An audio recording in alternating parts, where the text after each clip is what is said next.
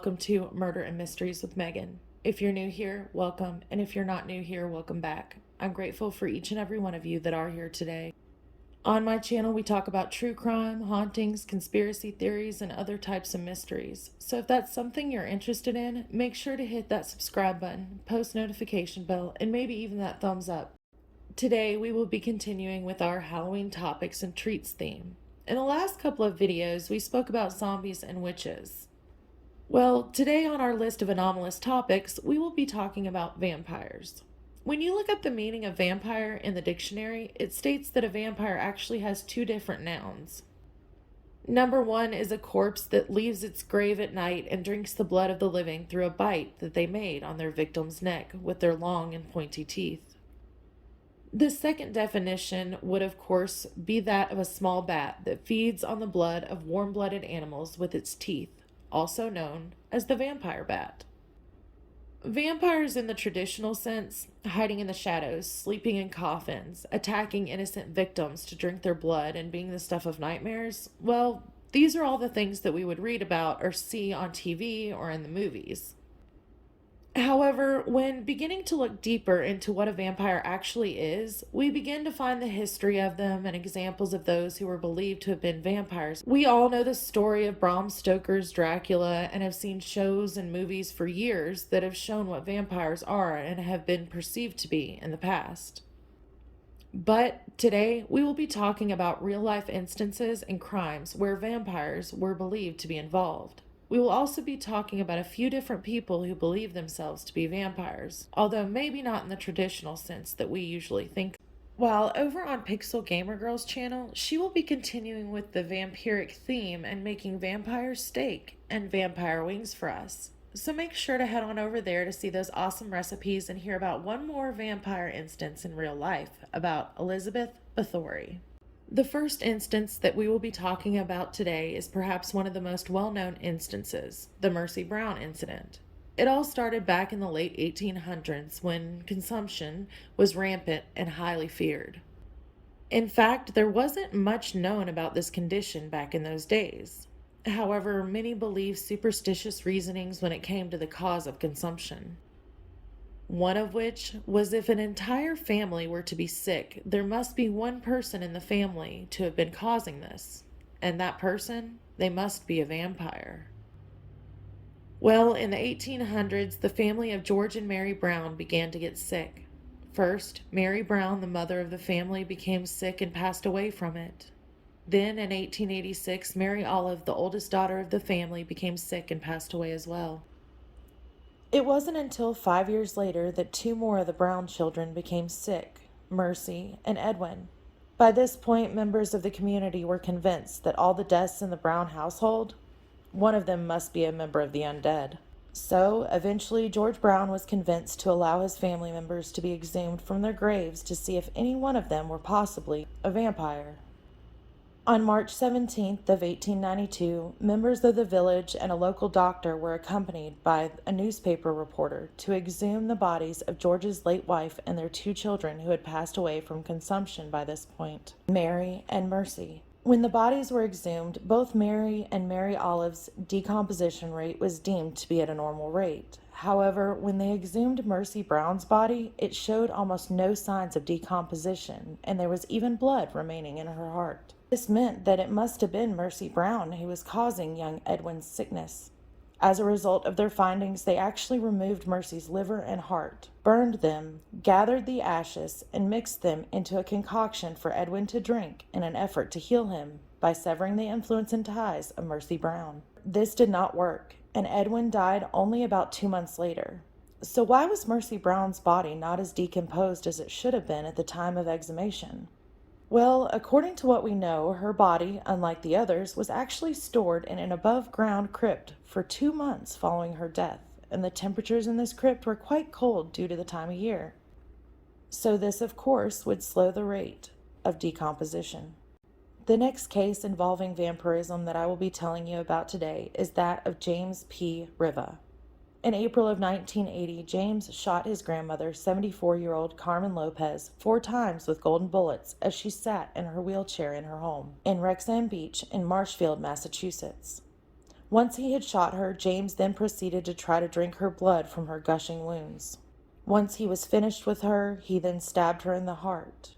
Then, in order to cover his tracks, he doused her in gasoline and set the house on fire. After James was arrested for what he had done to his grandmother, he had two different stories as why he had done this. One of which was that he was a 700-year-old vampire and that he had killed her in order to drink her blood and that the devil made him do it. The other story that he told was that his grandmother, Carmen, was actually a vampire and that at night she would come into his room and drink his blood, and that the only way to stop her and others who would try to drink his blood was to kill her and drink her blood instead. So, why did he believe these things to be true? Well, it turns out that James Riva had psychiatric issues from the time that he was only a child. While most children are drawing pictures of their family, rainbows, unicorns, and things of that nature, James was drawing pictures of people being shot and bleeding when he was only in kindergarten, and drawing pictures of vampires and women with puncture wounds when he was only 13. Things continued to progressively get worse over the years, and he even allegedly cut out a cat's brain to drink its blood at one point. James Riva was ultimately charged with second-degree murder for the death of his grandmother and arson charges for trying to burn down her house afterwards. He still remains incarcerated, even though he has been up for parole at least 4 different times over the years.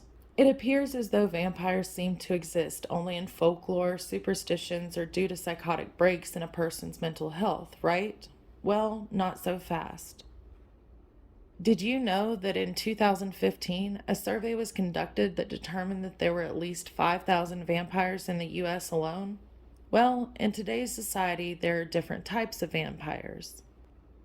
Sanguinarian, psychic, or a hybrid of the two. A sanguinarian vampire is one that requires the blood of animals or humans to satiate their thirst or hunger, while a psychic vampire is one that feeds off of others' emotions and feelings. Then there are those who just dress up and pretend to be some form of vampire because they like the aesthetic and lore of vampires. But these next few instances, well, they truly believe themselves to be vampires in modern times. The first clip that we will take a look at today is actually about a sanguine vampire named Balthazar who lives in New Orleans. In this clip, he talks about how he first tried blood when he was only 11 years old, and since then he's been hooked. But does he need to feed on blood? Let's take a look. My name is Balthazar Shanisan. Most of my friends call me Czar. 54 years old. Been drinking blood since I was 11. At 11 years old, things started changing for me. I was short, round, and always sickly. And one of my uncles that was big and tall and strong was picking on us, me and my sister. And something snapped. And I went charging, and he was bigger and stronger, and he pinned my arms down to my side. And then I just kind of reared my head back and bit him. I could actually taste blood, like lots of blood. Once that blood hit my tongue, it was like I suddenly came alive. I do. And I've gone without for lengths of time just to see what would happen. I'm the kind of person that it physically shows on. My skin will get ashy, my eyes will be dull and glazed. It literally physically shows on me. I use a clean technique. I'll clean the area on the donor. Honestly, alcohol swabs always leave a funny taste afterwards. I make sure that the blade is new every time. You ready? Ready. More often than not, I'll use the back side of the shoulders. I poke a series of holes, and those holes actually provide me enough. Here we go. You ready? Yeah. The next 2 vampires we will be speaking in regards to today and taking a look at are also sanguine vampires. However, it wasn't always so. When Leah Benninghoff first met Arrow Draven, she was not a vampire, even though she had always had a fascination with them.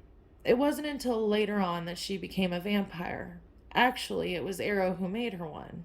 How, you may ask? Well, let's take a look. Vampires can be doctors, nurses, solicitors, bank managers, mechanics, someone working in the local supermarket, your friends, your family. We could be anyone. When I first saw that he was a vampire, it was very interesting. I was like, okay, didn't know there was actual proper real vampires out there. I've always hoped there was. And to finally meet one was actually very interesting, to finally get to know what it really is and everything, what the lifestyle's like and everything like that. He turned me into a vampire. It had to be at night at 3 a.m. in the morning, the witching hour. And really it all consisted of, he drank my blood and then I drank his blood. The next one that we will take a look at today is a woman named Julia Caples, who is a mother of 3 and has a fascination with blood ever since she was a young little girl, after she had her first kiss and bit a guy's lip that she was kissing. She even ended up getting married to another vampire, and they shared each other's blood at their wedding in a graveyard. Despite the dangers of blood and all of the bloodborne pathogens that she could contract, she continues to find ways to acquire it, stating that she believes it gives her energy and keeps her young. I kissed him really hard and I bit him on the lip. It was my natural instinct to bite him because for some reason I associated that sensuality with blood. Needless to say, he never kissed me again. We had a special ceremony, and it happened to be in a graveyard. When we made our vows, we consecrated our love for each other by sharing blood. So, are you ready to go? Absolutely. Because I am really thirsty. Okay, I'm going to take your shirt off. My aging process seems to be outwardly much slower than people who don't drink blood. When I feed off a person and drink their blood, I feel stronger. I feel healthier. I feel empowered. I feel more beautiful than any other time. I'm also extremely healthy. I have no health problems. I have an abundance of energy all the time. Thank you so much. Thank you. The last 2 vampires in modern day that we will be talking about today are known as the King and Queen of the Vampire Court of Austin, and even appeared on MTV's True Life. Here they talk about what it is like to be a vampire when they awakened as teenagers as well, how they met, and holding special vampire events and weddings for other members of the vampire community. Let's take a look. My name is Logan South, and I am the King of the Vampire Court of Austin. My name is Daly South, and I'm the Queen of the Vampire Court of Austin. So we met in 2010 when he moved here back to Austin from Dallas. Daly's neurotic. I am. I am not. My best friend actually introduced us, and we've now been married for 3 years. The Vampire Court of Austin is basically the vampire town hall for all of the vampires within the communities and territories of Austin. We started in 2012. He was already running a couple of smaller scale vampire events just to kind of bring the community together, and people saw what we were doing, and pretty soon people were coming to us saying, can you do weddings? We had our vampiric awakenings around 15 years old, both of us did. For me, it was like a switch flipped on, and suddenly there was this kind of change in my perception of the world. There was this almost predatory instinct for the world around me.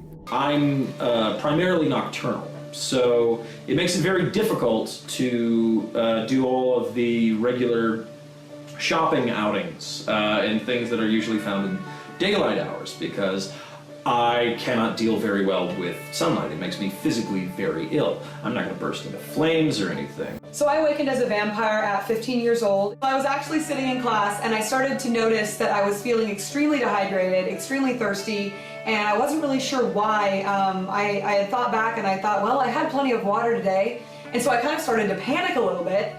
And at that point I saw one of my friends and I said, this is what I'm experiencing, like, what is this? And they're like, come with me, like, let's see if this works. And so I went and that was the first time that I tried blood, and the thirst was immediately quenched. Well, everyone, I know that we did something just a bit different today, but I hope that you enjoyed the video and learning a bit more about vampires from the past and the present, and not just about what Hollywood movies or shows and literature and folklore portray them to be. Don't forget to go check out Pixel Gamer Girl's channel for her fun recipes that she has for us today. If you haven't already, make sure to give this video a thumbs up, hit that subscribe button and ring that notification bell before you leave, and let me know what you think about these instances and cases of real-life vampires. I hope that you have a wonderful and safe week. Stay spooky, and until next time, my mystery lovers. Bye!